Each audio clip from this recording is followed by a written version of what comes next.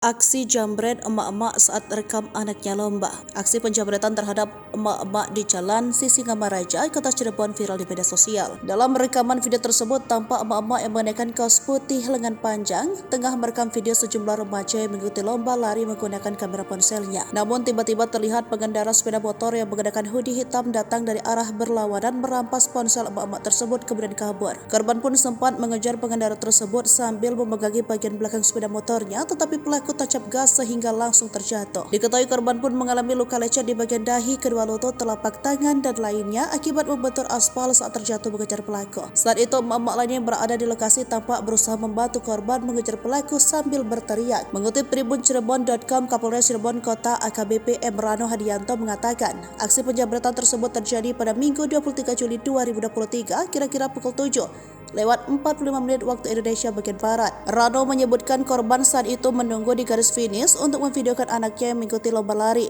Lanjut Rano, jajarannya bertindak cepat merespon viralnya video aksi penjambretan itu di media sosial dan berhasil meringkus pelaku. Adapun pelaku yakni berinisial MF 39 tahun warga Kota Cirebon dan saat ini sudah diamankan untuk menjalani pemeriksaan lebih lanjut.